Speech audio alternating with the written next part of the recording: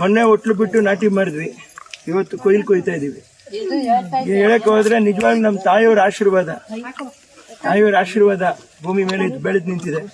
Doctor M Leelavathi ಅವರು ಒಂದೊಂದು ತೆನೆನಲ್ಲೂ ನಾನು ಇದೀನಿ ಅಂತ ಹೇಳ್ತಾರೆ ನಮ್ಮಮ್ಮ. ಅದೇ ಈ ಭೂಮಿ ತಾಯಿ ಮಹಿಮೆ, ಡಾಕ್ಟರ್ ಎಂ ಲೀಲಾವತಿ ಅವ್ರ ಮಹಿಮೆ. ಭೂಮಿ ತೂಕದ ವ್ಯಕ್ತಿ ಅಂತ ಹೇಳ್ತಾರಲ್ಲ, ನಾನಲ್ಲ, ಅದು ನಮ್ಮಮ್ಮನೇ ಭೂಮಿ ತೂಕದ ವ್ಯಕ್ತಿ ಈ ಭೂಮಿ ಮೇಲೆ. ಉಳಿದವ್ರು ಅದೇನ್ ಮಾಡಿದ್ರು ಭಗವಂತನಿಗೆ ಗೊತ್ತು. ನೋಡ್ರಿ, ಕಷ್ಟಪಟ್ಟು ಮಾಡಿದ್ದೆ ಕೆಲಸ. ಹೇಳ್ತೇನೆ ಗುಡಿಸ್ ತಗೊಳ್ರಿ ಅಂತ ಹೇಳ್ತೇವೆ, ಒಣಗ್ಸೋದು ನಾವ್ ಹೇಳ್ತೀವಿ.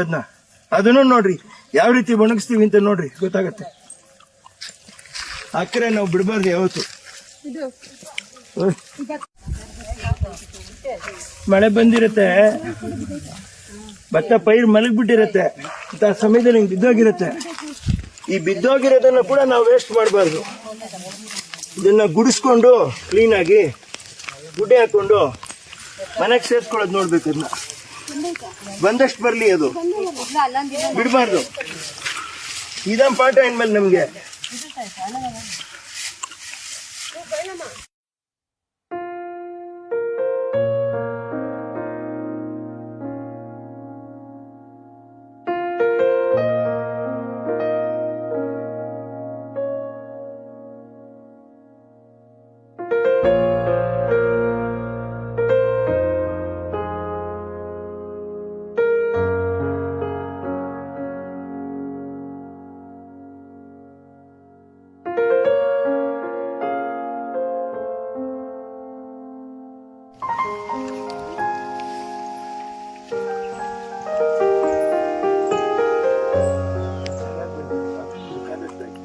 ಈ ತರ ಬೆಳೆ ಯಾರು ಬೆಳೆಯಕ್ಕೂ ಸಾಧ್ಯ ಇಲ್ಲ. ತಮಾಷೆ ಚಾಲೆಂಜ್ ಮೇಲೆ ಬೆಳೆದಿದ್ದು ಇಷ್ಟು ಜಾಗದೊಳಗೆ ಮಾಡ್ಬೇಕು. ಹುಡುಗಾಟ ಅಲ್ಲ ಕಣಪ್ಪ.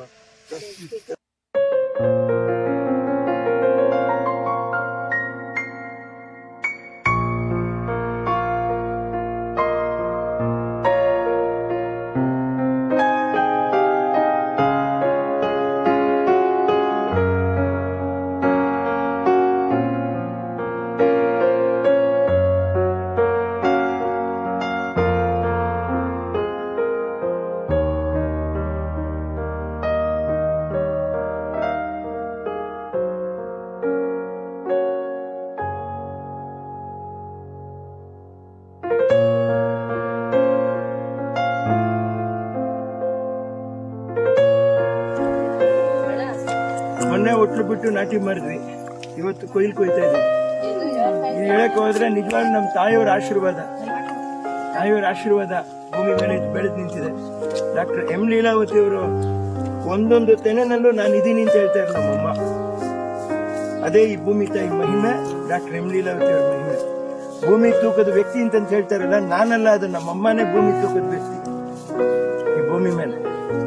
ಉಳಿದವ್ರು ಅದೇನ್ ಮಾಡಿದ್ರು ಭಗವಂತನಿಗೆ ಗೊತ್ತು. ನೋಡ್ರಿ, ಕಷ್ಟಪಟ್ಟು ಮಾಡಿದ್ದೆ ಕೆಲಸ. ಹೇಳ್ತೇನೆ ಗುಡಿಸ್ ತಗೊಳ್ರಿ ಅಂತ ಹೇಳ್ತೇವೆ, ಒಣಗ್ಸೋದು ನಾವ್ ಹೇಳ್ತೀವಿ.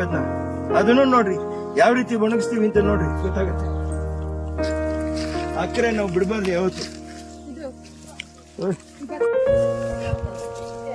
ಮಳೆ ಬಂದಿರತ್ತೆ, ಭತ್ತ ಪೈರು ಮಲಗ್ಬಿಟ್ಟಿರತ್ತೆ, ಅಂತ ಸಮಯದಲ್ಲಿ ಹಿಂಗೆ ಬಿದ್ದೋಗಿರತ್ತೆ. ಈ ಬಿದ್ದೋಗಿರೋದನ್ನ ಕೂಡ ನಾವು ವೇಸ್ಟ್ ಮಾಡಬಾರ್ದು. ಇದನ್ನ ಗುಡಿಸ್ಕೊಂಡು ಕ್ಲೀನಾಗಿ ಗುಡ್ಡೆ ಹಾಕೊಂಡು ಮನೆಗೆ ಸೇರ್ಸ್ಕೊಳ್ಳೋದು ನೋಡ್ಬೇಕು. ಬಂದಷ್ಟು ಬರ್ಲಿ, ಅದು ಬಿಡಬಾರ್ದು. ಇದೊಂದು ಪಾಠ ಇನ್ಮೇಲೆ ನಮ್ಗೆ.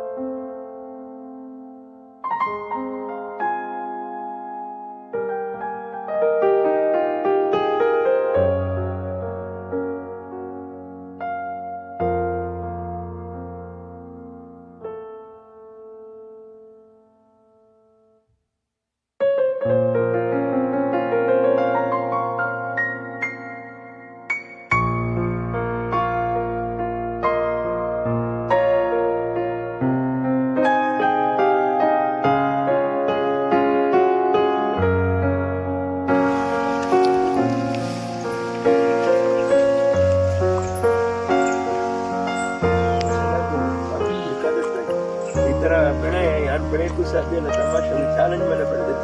ಇಷ್ಟು ಜಾಗದೊಳಗೆ ಮಾಡ್ಬೇಕು. ಇರ್ಗಂಟ ಅಲ್ಲ ಕಣಪ್ಪ.